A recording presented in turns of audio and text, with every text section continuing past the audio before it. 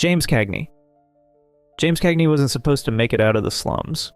Born in the final year of the 19th century in a cramped New York tenement, survival meant hustling. As a teenager, he took on whatever job he could, janitor, bellhop, even a street fighter for cash, just to help keep his struggling family afloat. But beneath the tough exterior was an artist in the making. Cagney's first love wasn't acting. It was dance. He moved with a sharp electric energy that would later define his on-screen presence. But in the early days, it was just another way to make a buck. Vaudeville gigs led to Broadway, and Broadway led to Hollywood, where he found his true calling, playing gangsters. By the 1930s, Cagney was a force. His rapid-fire delivery, unpredictable movements, and raw intensity made him the definitive tough guy of the silver screen. Films like The Public Enemy and Angels with Dirty Faces turned him into a household name. But unlike many of his peers, Cagney wasn't reckless with his fortune. He knew what real poverty felt like, and he wasn't about to go back. While other stars burned through their earnings on lavish parties and bad investments, Cagney played it smart. By the 1940s, he was one of the highest-paid actors in Hollywood, but he remained frugal, investing his money wisely and avoiding the pitfalls of excess. Then, at the height of his career, he did something almost unheard of. He walked away. Cagney retired comfortably, buying a farm far from the chaos of Hollywood. While others fought to stay relevant, he embraced a quieter life, raising cattle and painting. No scandals, no financial ruin, just a man who beat the odds and left on his own terms. In a town where fortunes rise and fall overnight, Cagney's story stands out. He didn't just escape poverty, he outsmarted the system. Lena Horne. Lena Horne's story isn't just about fame, it's about resilience, rebellion, and using wealth as a weapon for change. Born in the early 1900s in Brooklyn, her childhood was shaped by struggle. After her father left, financial hardship forced her mother to move constantly, chasing elusive opportunities. By the time she was a teenager, Horne found herself singing in Harlem nightclubs, her voice cutting through the smoky air, drawing in crowds who saw something special, something undeniable. It wasn't long before Hollywood came knocking. By the 1940s, she was a star, but even with her talent and beauty, the industry kept her boxed in, limiting her to roles that wouldn't challenge segregationist norms. Frustrated, she turned her attention elsewhere. Horne didn't just amass wealth, she wielded it. While other stars of her era basked in the luxuries of fame, she funneled her earnings into the civil rights movement, refusing to perform for segregated audiences and using her platform to demand change. She was blacklisted during the Red Scare for her activism, but she never backed down. In many ways, her story mirrors that of Dorothy Dandridge, another black actress of the era who faced similar barriers. But where Hollywood's racism led Dandridge to financial ruin, Horne fought back, carving out a legacy that extended far beyond the screen. Today, her impact can be seen in modern performers who use their influence for activism, much like Beyoncé or Colin Kaepernick. Horne proved that wealth is only as powerful as what you do with it, and she made sure hers was a force for justice. Bela Lugosi. Bela Lugosi's rise to fame was nothing short of cinematic. Born in Hungary in the early 1900s, he arrived in the United States with barely a penny to his name, scraping by with odd jobs while chasing his dream of acting.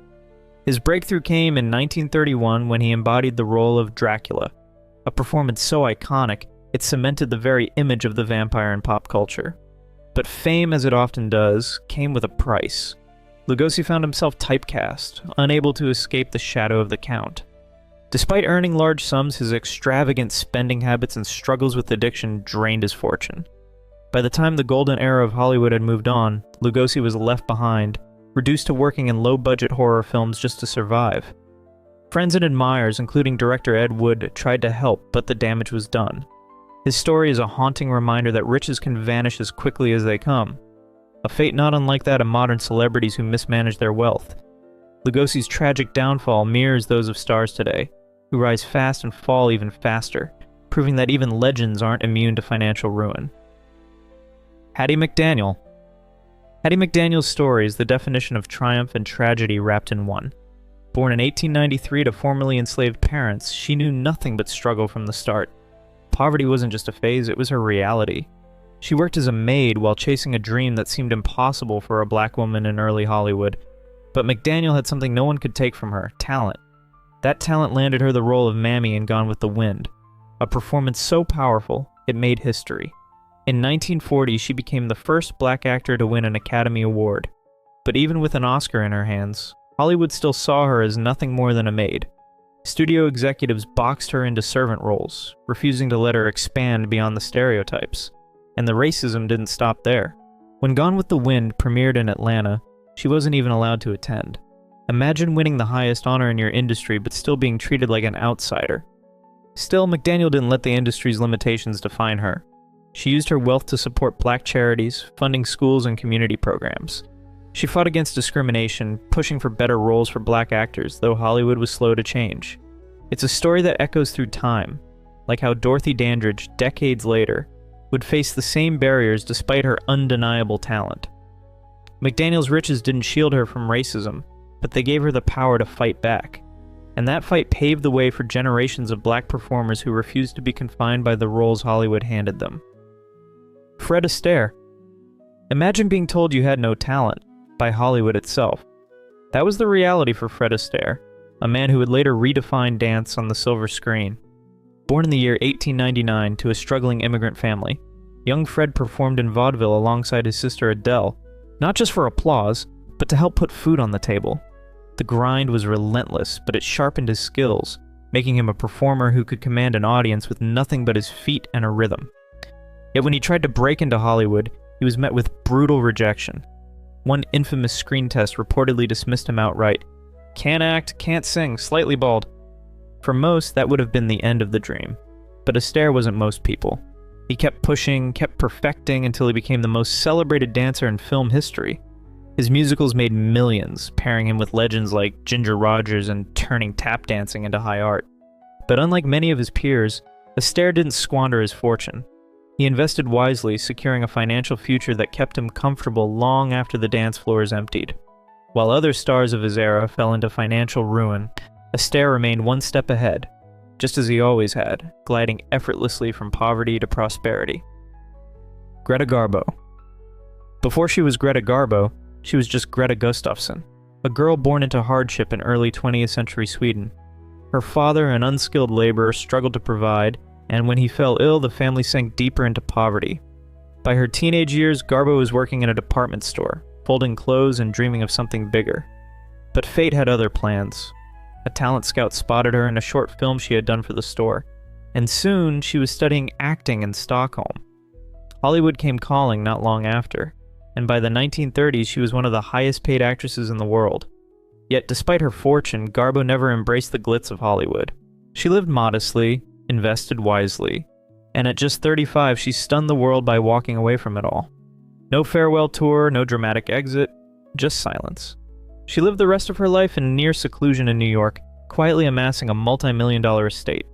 While modern celebrities flaunt their wealth on social media, Garbo's riches became a mystery, locked away behind the walls of her quiet Manhattan apartment. Even in death, she remained an enigma. Her fortune, carefully managed, left behind for a handful of close friends and charities. A rags-to-riches story unlike any other, Garbo proved that sometimes the greatest luxury is simply disappearing. Benny Goodman. Benny Goodman's story isn't just about music, it's about breaking barriers and redefining what was possible for a poor immigrant son. Born in 1909 to a struggling Jewish family in Chicago, Goodman's childhood was anything but glamorous. His father, a tailor, could barely keep food on the table, but he saw something in young Benny, a spark worth nurturing. So with what little money they had, he enrolled him in music lessons at a local boys' club. That clarinet became Benny's ticket out of poverty. By his teenage years, he was already playing professionally, his talent undeniable. But the real breakthrough came in the 1930s, when he led the band that would ignite the swing era. His music wasn't just popular, it was revolutionary.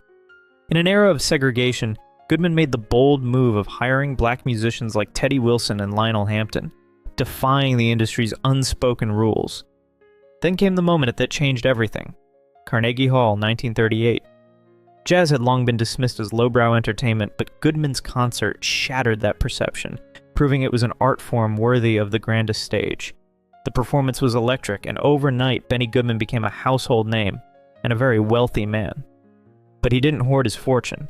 Instead, he poured it back into the next generation, funding scholarships, mentoring young musicians, and ensuring that jazz would live on long after his clarinet fell silent.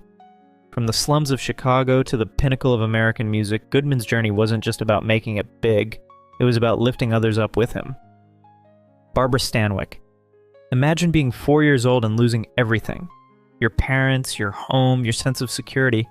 That was the reality for Barbara Stanwyck. Born in the early 1900s, she was orphaned before she even understood what the word meant. Shuffled through foster homes, she learned early that survival meant self-reliance. By her teenage years, she was working as a dancer, not for the thrill of the spotlight, but to escape the crushing grip of poverty. It wasn't glamour, it was necessity. But that necessity led her to Hollywood, where she transformed from a struggling performer into one of the most respected actresses of the Golden Age. By the 1940s, Stanwyck wasn't just a movie star, she was the highest paid woman in America. Films like Double Indemnity cemented her as a powerhouse, earning her millions at a time when few women held that kind of financial power. But here's the twist. While many stars of her era indulged in lavish mansions and extravagant lifestyles, Stanwyck lived modestly. She never forgot where she came from, and instead of hoarding her wealth, she gave back. She donated generously to charities, particularly those supporting foster children, kids who, like her, had once been left behind.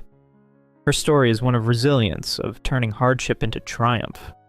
While Hollywood was filled with cautionary tales of stars who lost everything, Stanwyck remained steady, proving that success wasn't just about making money, it was about what you did with it. In an era where fame often came with scandal and excess, she stood apart, disciplined, dedicated, and determined to give back, a true rags-to-riches legend. Kirk Douglas.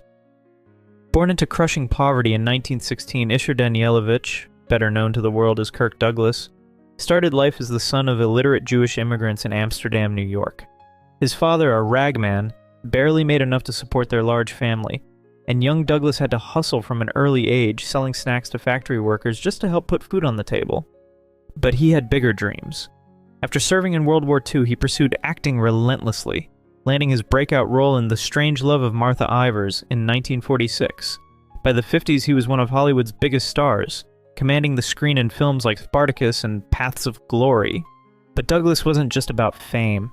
He used his power to challenge the Hollywood blacklist, hiring blacklisted writer Dalton Trumbo for Spartacus, a move that helped dismantle the industry's practice of blacklisting suspected communists.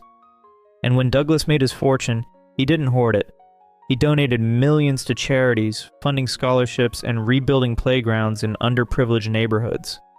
Even in his later years, he never forgot where he came from, proving that success isn't just about wealth, it's about lifting others up along the way. Eartha Kitt. Eartha Kitt's journey from abandonment to international stardom is the kind of story Hollywood itself could never script. Born in 1927 in South Carolina to a poor, mixed-race family, Kitt's earliest years were marked by hardship. Abandoned by her mother, she was left to navigate a world that seemed determined to keep her down. But Kitt had something few others did: an unmistakable voice, a hypnotic stage presence, and an unbreakable will. By the 1950s, she had become one of the most distinctive performers of her era, mesmerizing audiences with songs like C'est Si Bon and Santa Baby. Her sultry, feline-like voice made her a global sensation, and Hollywood quickly took notice, casting her in films alongside icons like Sidney Poitier and Nat King Cole. But fame and fortune didn't shield her from controversy. In 1968, at a White House luncheon, Kitt openly criticized the Vietnam War in front of Lady Bird Johnson. The backlash was swift and brutal. She was blacklisted in the United States, her career seemingly over in an instant. But Kitt was nothing if not resilient. She took her talents to Europe, rebuilding her career from the ground up and proving that no amount of political exile could silence her. By the late 70s, she had returned to the US, reclaiming her throne on Broadway and in music. Despite earning millions, Kitt never forgot her roots. She was known for her generosity, often donating to programs that supported underprivileged children, perhaps a reflection of the little girl she once was, abandoned but never broken. James Stewart. Jimmy Stewart's journey from a small-town boy to one of Hollywood's most beloved actors is the kind of story that feels almost too perfect to be real. Born in the early 1900s in a modest Pennsylvania town, Stewart's family lived a comfortable but unremarkable life. Yet when he set out to make a name for himself in Hollywood, the road was anything but easy. Struggling to find work, he took on small roles, scraping by in a city where dreams often died faster than they were born.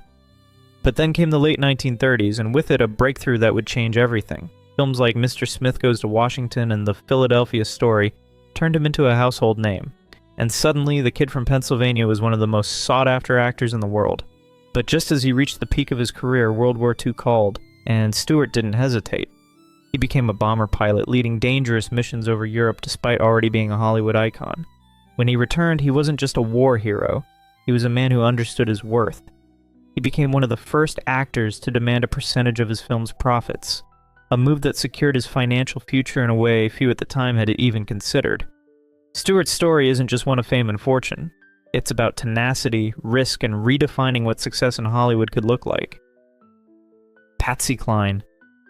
Patsy Cline's voice could stop you in your tracks, raw, aching, and unmistakably real. But before she became a country music legend, she was just a girl from Virginia trying to survive. Born in the early 1930s to a struggling family, Cline dropped out of school as a teenager to help put food on the table. She worked odd jobs, sang in local bars, and fought for years to break into the male-dominated world of country music. When she finally got her big break in the late 1950s, it wasn't an instant windfall. She was still scraping by, performing for little pay, and sometimes even borrowing money just to make it to her next gig. But then came Crazy, a song so haunting and powerful that it cemented her as one of the greatest voices in country history. By the early 1960s, she was one of the highest-paid female singers in the industry, a rare feat for a woman in country music at the time. Yet despite her success, she never forgot her humble beginnings. She was known for her generosity, often giving money to struggling musicians and friends who were down on their luck. But fate had other plans. In March of 1963, at just 30 years old, Cline's life was tragically cut short in a plane crash. Her career was brief, but her impact was massive. Her music still echoes through country radio today, influencing artists like Casey Musgraves and Miranda Lambert. Patsy Cline didn't just rise from nothing. She carved a path for every woman in country music who followed. Paul Robeson. Paul Robeson's rise wasn't just about fame, it was about breaking barriers. Born in 1898 to a father who had escaped slavery, Robeson grew up knowing struggle intimately. But he was brilliant, both academically and athletically, earning a scholarship to Rutgers University as one of the only black students there. He excelled in football, debate, and theater, proving that talent could defy prejudice. His voice, deep and commanding, became his ticket to global stardom. By the 1930s and 40s, he was a celebrated actor and singer, known for his performances in Showboat and Othello. But Robeson wasn't content with just entertaining. He used his fame to challenge injustice, speaking out against racism and colonialism at a time when doing so came with heavy consequences. At his peak, he was earning millions, an extraordinary feat for a black entertainer in that era. But his outspoken political views, particularly his criticism of American racial policies and his support for socialist movements, made him a target during the McCarthy era. He was blacklisted, his concerts canceled, his passport revoked. Practically overnight, the wealth he had built vanished. He spent years in near poverty, relying on international performances whenever he could secure permission to travel. His story is a chilling reminder of how quickly success can be stripped away when power decides you've stepped too far out of line. Yet despite it all, Robeson never backed down. His legacy isn't just one of riches, it's one of relentless courage. Jane Mansfield. Jane Mansfield didn't just dream of Hollywood, she willed herself into it. Born in the early 1930s to a struggling middle-class family, she spent her childhood idolizing the glitz and glamour of movie stars, determined to escape a life of mediocrity. But unlike many starry-eyed dreamers, Mansfield had the relentless drive to make it happen. She trained in acting, mastered multiple languages, and even learned to play the violin, all while working tirelessly to get noticed. And when she finally did, she became one of the most recognizable sex symbols of the 1950s, rivaling even Marilyn Monroe. Mansfield's rise to fame wasn't just about looks. She understood publicity better than anyone. She turned every red carpet appearance into a spectacle, ensuring cameras captured her in plunging necklines and bold, unforgettable moments. This savvy approach paid off, landing her major film roles and lucrative endorsements. At the height of her career, she was earning millions, living in lavish mansions, and driving custom pink Cadillacs. But while the money poured in, it also poured out just as fast. Mansfield had a taste for extravagance. She purchased a Los Angeles mansion famously known as the Pink Palace, complete with a heart-shaped swimming pool.